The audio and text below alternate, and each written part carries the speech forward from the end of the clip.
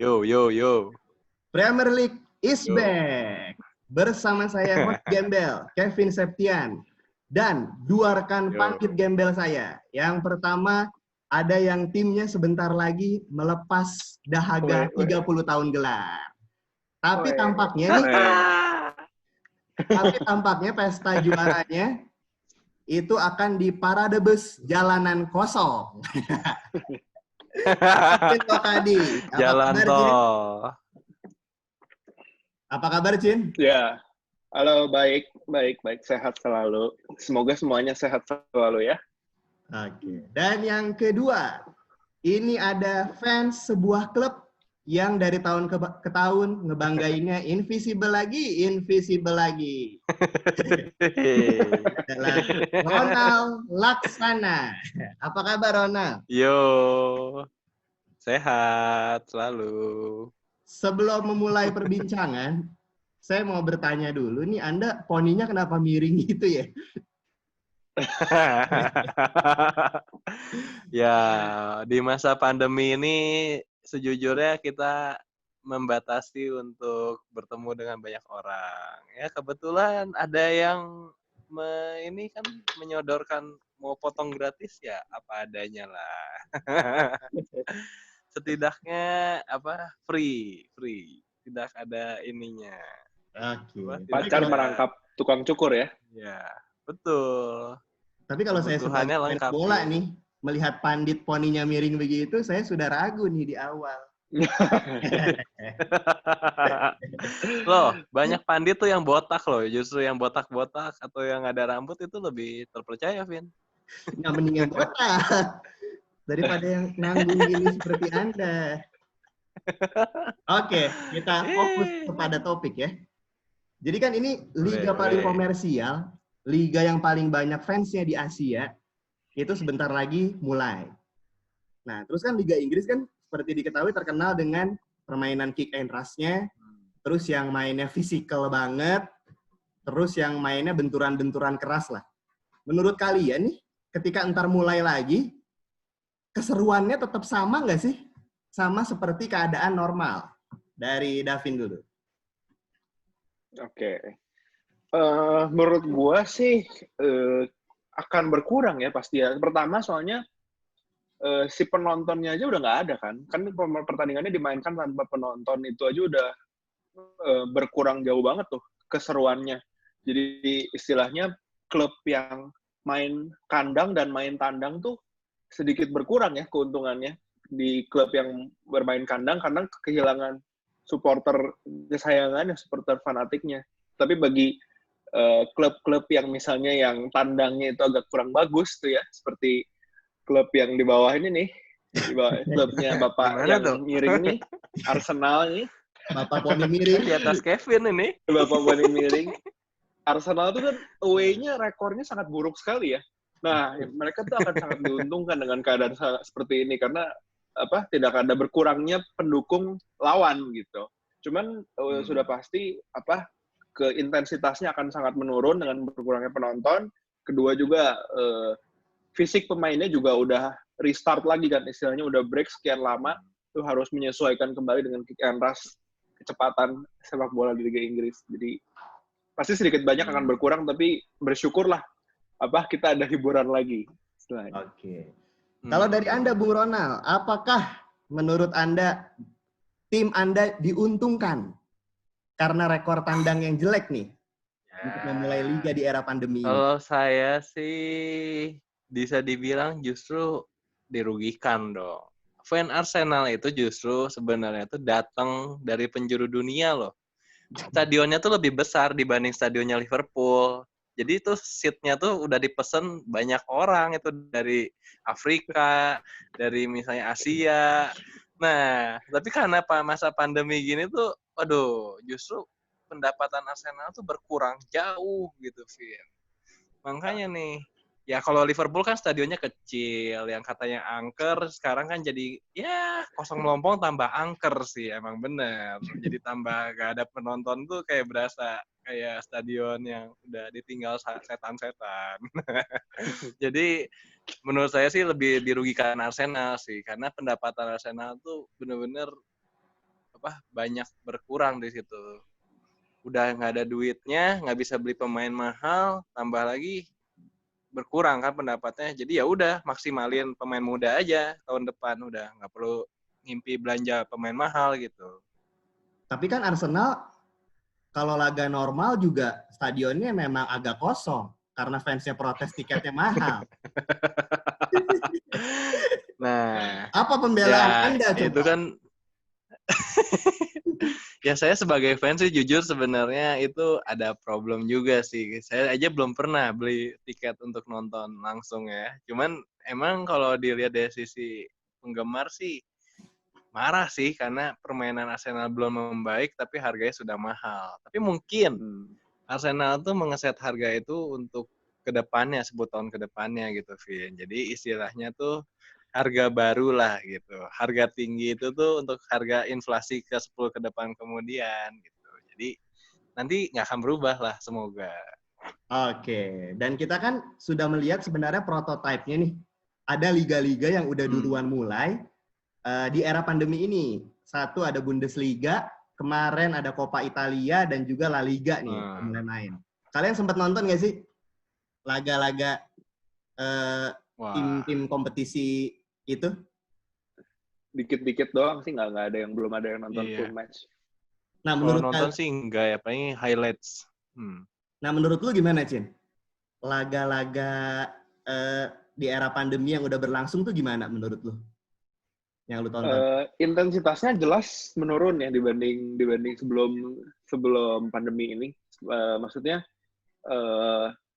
kelihatan lah cara permainannya, fisiknya segala macam itu agak sedikit berkurang. Cuman ya apa ya, at the very least, maksudnya paling sedikit ya kita seenggaknya bisa nonton lagi lah.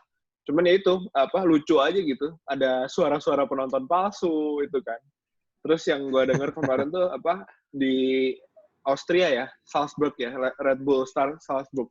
Itu kan udah juara ya mereka ya. Terus juaranya tuh lucu. Jadi si podium juaranya tuh di kotak-kotak gitu, dikasih jarak 1 meter gitu antar pemainnya. Jadi kan kalau biasa kan berdekatan, dempetan banget tuh, terus kayak wah gitu, euforianya ini tuh kayak lucu banget. Jadi kayak dibarisin satu-satu, beda semeter gitu. Ngangkat trofi juga sendirian. Jadi kayak di game FIFA, game PS gitu loh, kayak kaku banget, kayak robot gitu. Kayak lagi ngantri sembako ya jatuhnya ya. Nah, itu betul. Dan itu juga sepertinya bakal terjadi dengan tim Anda deh, perayaan-perayaan itu. Iya, itu sayangnya begitu. Aduh, cuman ya nggak apa-apa lah. Dapet lah emosinya. Seenggaknya di sejarah itu kan yang dicatat tuh juaranya siapa. Jadi kan seenggaknya tercatat lah, nggak dipeduliin. Maksudnya cara merayakannya seperti apa, nggak apa-apa. Yang penting juaranya akan selalu tercatat di buku sejarah. Pandit-panditnya seperti ini nih, Wikipedia minded. Yang penting di Wikipedia yang utamanya. Tapi kan ini selama 10 tahun ke depan nih, beritanya tuh akan, walau misalnya Liverpool nggak juara lagi dalam 10 tahun ke depan ya, tapi beritanya tuh udah bukan ke Liverpool lagi, nanti terakhir kali Arsenal juara tuh kayak udah jauh banget tuh, dari kapan tuh kan. Beban berpindah ya. Apalagi beban berpindah, apalagi tim-tim kayak ayam sayur tuh kan, nggak pernah juara Liga Inggris tuh, itu lebih beban lagi tuh. Nah, benar. Kalau menurut Anda gimana, Bung Ronald? Tapi Anda nontonnya highlights doang nih. Ya kalau di highlights sih sebenarnya ya gimana ya? Habis sekarang kalau dibilang nonton bola nggak ada penontonnya tuh juga sama aja ya. Kayak istilahnya mereka tuh kayak ngelakuin friendly match sih kalau dilihat. Jadi kayak intensitasnya memang benar kayak menurun di menit-menit kayak akhir-akhir gitu tuh kayak mereka ya udah gitu, kalau nggak ada yang penyemangatnya tuh kayak nggak bisa comeback gitu rasanya tuh kalau dilihat-lihat gitu. Mungkin saya mewakili Bung Ronald. Mungkin menurut Bung Ronald itu sepak bola di era pandemi ini kayak nonton bokep tapi nggak ada suaranya. Jadi seru sih, kurang nampol. Betul nggak? Gitu nggak? Betul. Iya, jadi kayak cuman orang pergerakan doang, tapi istilahnya tuh mereka kayak nggak ada soul-nya gitu, kayak nggak ada. Ya udah, main cuman kayak berdasarkan fisik mereka udah capek ya udah gitu. Mungkin ya sebatas limit aja. Tapi kalau orang yang ada Eurovianya, ada istilahnya, ada kayak penyemangat luarnya tuh beda pasti gitu. Nah, Di Anda di rumah otak kalau sama nonton di perasaan beda. Nah, Anda di rumah kalau nonton video bokep itu ada suaranya atau enggak? Oh, justru saya harus pakai ini, Vin. Supaya tidak terdengar harus orang paling tua dekat ya. kuping. Iya, pertama ya proteksi harus di luar itu, jangan sampai ketinggalan orang lain. Kedua ya menikmatinya harus benar-benar sampai segendang telinga tuh jaraknya cuma 1 mili lah. Kalau menurut gue sendiri, gue cukup ngikutin nih beberapa kali gue nonton Bundesliga, kemarin gue nonton Coppa Italia. Emang bener sih, intensitasnya berkurang dan pemain itu kayak ngerem buat tubrukan fisik gitu. Kelihatan gitu, ada takutnya, ada jaga-jaganya. Tapi menurut gue di era pandemi ini ya, sepak bola itu menariknya, sisi positifnya jadi ada beberapa hal nih. Yang pertama, kita bisa ngedenger instruksi antara pemain sangat jelas di lapangan. Terus yang kedua, instruksi pelatih juga jadi clear nih, jadi jelas banget.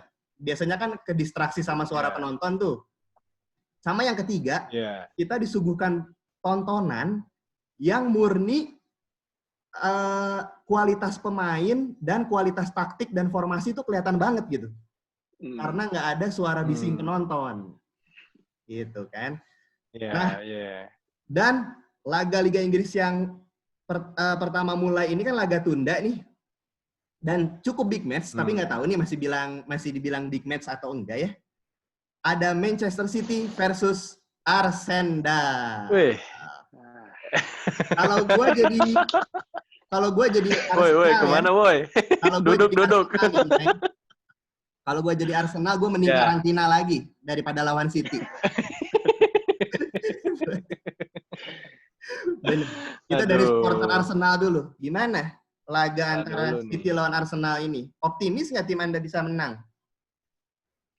Gila. Ini sih pasti tim yang Arteta sebagai pelatih itu bakal menanti-nantikan pertandingan ini, Vin. Karena lawan Pep Guardiola, dia tuh udah gurunya. Iya. Gurunya dia sendiri sama istilahnya coach yang ada di sana tuh mereka udah tahu lah sampai ke warna kolornya juga. Pep Guardiola pas mandi juga udah pernah tahu gitu. Jadi istilahnya 4 tahun tuh udah tahu lah seluk-beluknya gitu, Vin. Jadi itu tuh Arteta tuh udah cuman tinggal ongkang-ongkang kaki aja gitu sebenarnya ngadepin grup ini pertandingan besok itu lawan City. Jadi itu big match yang menurut cetek lah pasti. Jadi nggak ada yang takutnya gitu. Jadi ya sebagai pemain Arsenal sih saya pasti optimis sekali. Karena tim kita tuh dibuat tuh dari bukan dari uang, udah kelihatan pemainnya tuh masih muda semua. Dari bibit mesiu, kan meriam London. Ya, itu kan logonya meledak-ledak, semangat anak muda gitu. Jadi mereka tuh harus dipacunya tuh dengan dari hati ke hati gitu.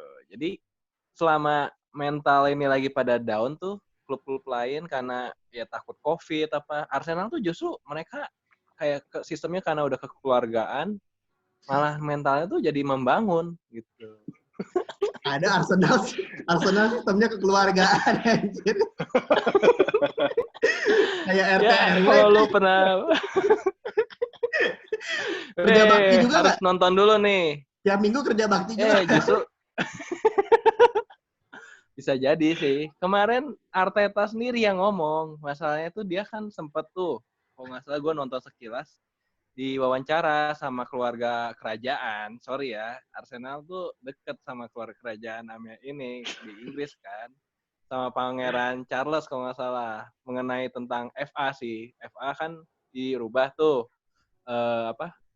Si ininya kalau nggak salah slogannya tuh jadi heads up gitu. Jadi intinya tuh karena lagi masa pandemi dengan adanya sepak bola ini tuh bisa mendukung orang tuh supaya mental yang breakdown-nya tuh supaya bangkit. Nah, salah satu klub yang diwawancara sama Pangeran Charles tuh Arsenal.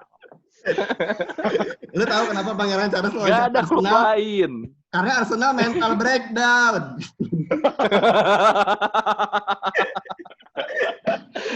Nah, justru salah. Dilihatnya tuh justru karena Arsenal tuh bangkit, Vin. Walaupun dengan masalah COVID, dengan orang yang istilahnya lagi mentalnya breakdown di pandemi ini tuh, ngeliat Arsenal tuh Pangeran Charles tuh ngerasa, gila banget nih klub. Walaupun masa susah gini, tapi mereka tetap punya mentalnya tuh gak breakdown gitu. Jadi dia termotivasi dari Arsenal. Nah, daripada lebih ngelantur lagi, gue mau ke Davin dulu nih. Ini seperti yang tadi Davin bilang di awal, emang bener nih, rekor tandang Arsenal itu buruk. Jadi dari 13 laga tandang Arsenal, cuma 2 kali menang, 8 seri, dan 3 kalah. Dan emang kalau dari gue pribadi juga Arsenal lumayan diuntungkan dengan pertandingan tidak ada penonton ini. Karena based on yang udah terjadi di Bundesliga ya, ternyata datanya kan Bundesliga udah 5 pekan berlangsung nih. Berarti itu sekitar 45 laga. Nah, 35 laganya itu, atau sekitar 78%, tim tuan rumah gagal menang. Nah, menurut lu, apakah peluang ini emang beneran berpengaruh untuk Arsenal, Cin?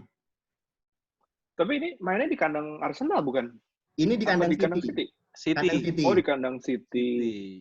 Ya, menurut saya tetap agak berat sih ya Arsenal ini. Bukan, maksudnya mungkin tadinya mungkin peluang 70-30, sekarang mungkin jadinya 69-31 mungkin.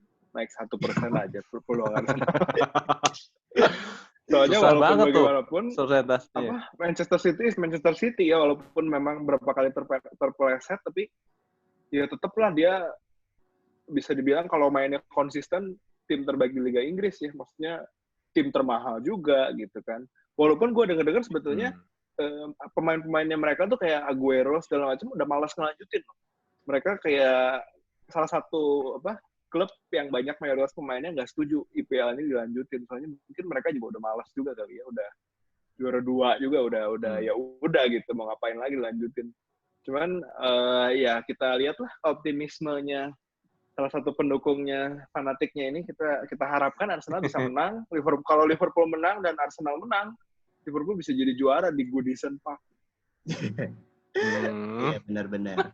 Nah, Anda rela nggak juara kalau tim Anda menang nih, Bung Ronald, Liverpool jadi juara lebih cepat? Ya saya sih nggak bisa mengharapkan itu sih sebenarnya. Nggak akan saya lihat sih yang juara siapa. Kita sih sebenarnya bermain tuh nggak menang atau kalah. Yang penting tuh kekeluargaannya itu tadi, Vin. Kerinduan akan sepak bolanya. Gitu. Dan keluarga kerajaan. Kita nggak peduli. Pangeran Charles. Nah, iya. Kedekatan dengan keluarga kerajaan itu tuh justru lebih memotivasi kehidupan yang sekarang ini gitu. Kalau ngangkat juara nggak ada yang nonton, nggak ada yang nyorakin selamat ya gitu, kayak nggak ada itu, ngapain gitu. Sama aja kayak ngangkat gelas sendiri diminum. Di masa-masa sulit seperti ini tuh butuh hiburan, butuh pendukung Liverpool ketika Liverpool juara tuh wah, istilahnya itu kalau mentalnya naik, daya tahan tubuh naik, itu akan sangat bagus sekali dampaknya kepada masyarakat sekitar itu. Ini dibuat judul bagus nih. Jadi judul kita podcast kali ini mungkin ntar pengaruh kerajaan Inggris terhadap mental breakdown Arsenal. Aduh. Cocok ya? Kita cocok, Vin. Bisa. Tapi, itu salah satu fansnya Arsenal tuh kerajaan, keluarga kerajaan. Tapi gue menyambung yang dibilang Changchin nih, emang bener kan mayoritas pemain City itu emang paling banyak yang nolak main. Karena si Aguero bilang sih, gue nggak mau mengorbankan keselamatan keluarga gue demi hiburan masyarakat semata. Gitu menurut Aguero. Dan pertandingan bermata dua ya. Pertandingan seru selanjutnya adalah tim pengoleksi trofi terbanyak di Liga Inggris.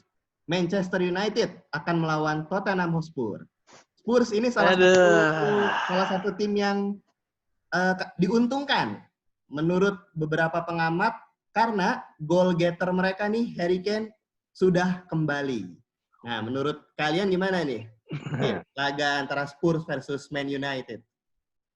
Ini di kandang MU ya? Di kandang MU ya? Ini di kandang Spurs. Oh, di kandang Spurs. Ini seru juga sih. Ini pertandingan maksudnya apa? Sama kayak Arsenal ketemu City, ini pelatihnya juga sama-sama comeback ini ya. Jose Mourinho ini harus bisa membuktikan kalau dirinya tuh betul lebih layak lah dibanding Ole. Nah, cuman kan Ole ini terakhir sebelum kemarin Liga Inggris diberhentiin itu lumayan ya, karena semenjak datangnya Bruno Fernandes tuh lumayan naik lagi nih MU nih. Nah, cuman permasalahannya sekarang ketika Pogba udah balik lagi main, nah apakah dia bisa tune in dengan permainan MU yang terakhir yang sedang bagus-bagusnya atau enggak nih, atau malah membawa dampak buruk. Kemarin tuh kan waktu Pogba cedera tuh istilahnya pendukung MU sebagian mungkin setengah seneng juga ya, maksudnya nggak ada troublemaker gitu. Blessing in disguise lah sebutannya. Jadi kayak semakin kompak gitu timnya. Rasis Black Lives Matter. Oh iya, itu kan nambahin juga itu sekarang nanti Liga Inggris tuh di punggung namanya ada Black Lives Matter ya. Iya, betul. Jadi semua pemainnya tuh dikasih Black Lives Matter. Bagus juga sih. Terus ya Spurs tentu diuntungkan lah, itu Harry Kane udah main. Terus ya Jose Mourinho harusnya sih harus bisa membuktikan lah dirinya itu lebih baik lah. Terus Spurs juga kan perlu naik ya, dia di peringkatnya klasmen sekarang keberapa tuh, jauh banget dari peringkat terakhirnya Europa League tuh agak masih jauh ya. Nah, ngomong-ngomong soal Bruno Fernandes dan Pogba nih, kan banyak yang bilang dua pemain ini nggak bakal klop kalau dimainin barengan. Di uji coba aja sebenarnya udah dilakukan nih. Keduanya bermain dan kalah dari West Bromwich Albion 2-1. Menurut lu sendiri, Cin, emang cocok atau enggak sih sebenarnya kalau Pogba dan Bruno ini dimainkan bersamaan dari segi karakternya? Sebenarnya Bruno sama Pogba ini kan sama-sama lebih nyerang ya tipenya ya. Jadi jelas butuh satu DM lagi lah istilahnya. Mungkin Matic ya di situ ya.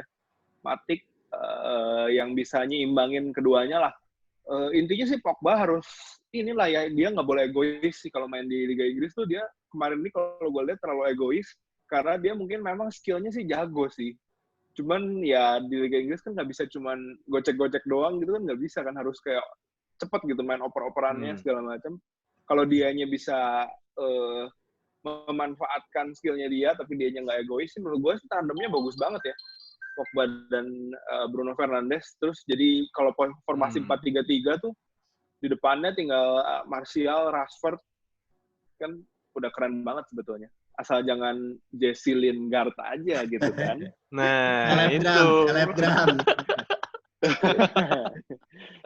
Kalau gue sih melihatnya gini ya. Sebenarnya mayoritas tim di Eropa nih sepanjang sejarah emang jarang banget yang sukses ketika memainkan dua pengatur serangan yang sama-sama dominan. Ya kan? Kayak pasti biasanya salah satu itu nggak terlalu bersinar lah kalau kita memainkan dua pengatur serangan secara dominan. Kayak misalkan di Itali ketika Kakak duet sama Ronaldinho. Nah, itu kan Ronaldinho-nya redup gitu. Iya. Atau ketika Kakak baru datang dan di era akhirnya Rui Costa di Milan. Itu juga salah satu redup Rui Costanya. Sulit untuk memainkan dua pengatur serangan dominan secara bersamaan. Nah, cuman kalau menurut gua masih bisa cocok sih, klop sih kedua pemain ini. Karena kita mengacu kepada Pogba main di Juve.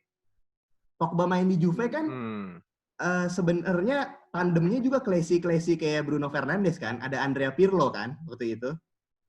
Iya. Nah, cuman pelatihnya itu harus nentuin nih siapa pengatur serangan utamanya, siapa yang jadi box-to-box midfielder.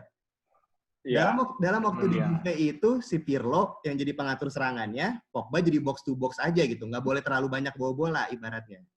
Nah, kalau Ole bisa melihat ini, menurut gue sih kedua pemain ini sebenarnya bisa ngeblend. Gitu. Kalau menurut Anda gimana, Bung Ronald? Apakah kedua pemain ini bisa ngeblend? Kalau dilihat dari sekilas karakternya Pogba tuh dia terlalu show off sih.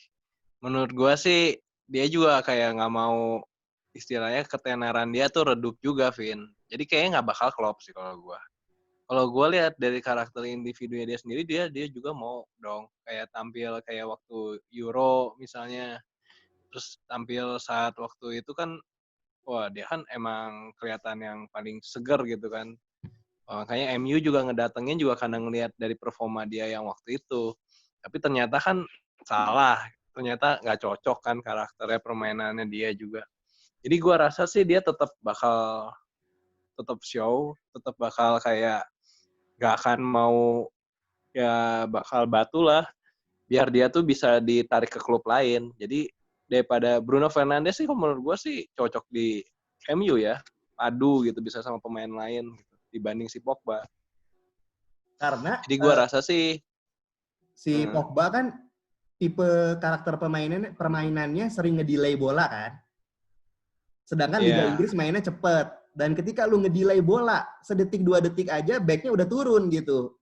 Yang sering dikeselin fans MU itu gitu sebenarnya. Iya. Ya mending balik ke Inter Milan aja lah kayaknya sih. Inter Milan.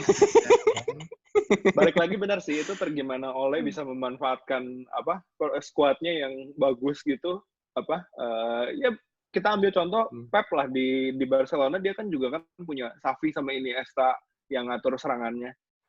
Sekarang di situ juga kan ada David Silva sama Kevin De Bruyne, kadang-kadang Bernardo Silva gitu kan. Cuman satu DM-nya aja yang benar-benar bertahan di Sergio Busquets sama Fernandinho kan. Oke. Dan sekarang masih minggu depan sih, mainnya lama. Ini ada Derby Merseyside yang kayaknya makin kesini itu makin derby kentang nih, karena makin lama perbedaan kualitas keduanya itu jauh banget gitu. Everton udah, aduh, kapan kemana tahu. Nah ini gimana Jin? Analisis lu, apakah kalau misalkan Arsenal berhasil mengalahkan City, apakah Liverpool langsung bisa mengamankan 3 poin di Goodison Park? Nah, menurut gue sih kalau misalnya di era normal kan ada penontonnya segala macam, di Goodison Park itu agak berat ya, agak keras penampilannya pasti. Mungkin hasil imbang aja udah cukup, cuman di saat seperti ini, di saat nggak ada penonton fanatiknya tuh menurut gue ini satu kesempatan yang bagus banget sih buat Liverpool bisa menang ya. Sebetulnya di atas kertas kalau ngelihat permainannya sebetulnya mah jauh banget ya sebetulnya, maksudnya Liverpool menang kemana-mana gitu. Cuma ini berhubung derby ya, namanya kalau derby tuh istilahnya mau peringkat paling atas sama peringkat paling bawah juga bisa jadi imbang gitu karena gengsinya yang sangat tinggi itu kan. Cuman memang kalau ngomongin Everton tuh gue juga bingung sih. Sebenarnya mereka pelit-pelit amat juga enggak loh. Istilahnya belanja pemainnya udah lumayan gila-gilaan loh. Cuman nggak tahu kenapa ya. Pelatih aja udah Ancelotti ya. Nggak cocok gitu si belanja pemain dan pelatihnya, dan kayak nggak klop aja gitu. Terakhir kali Everton bisa mengimbangi Liverpool itu di era Sir David Moyes. Itu dia jagoan kita semua. Wah, itu kayaknya pelatih MU terkenal tuh. Iya, terkenal di maki-makinya. Menurut Anda gimana nih, Bonal? Singkat saja. Liverpool, Everton, apakah akan mengamankan imbang di sini? Imbang lah, imbang. Karena Liverpool tidak bertemu keluarga kerajaan Inggris ya?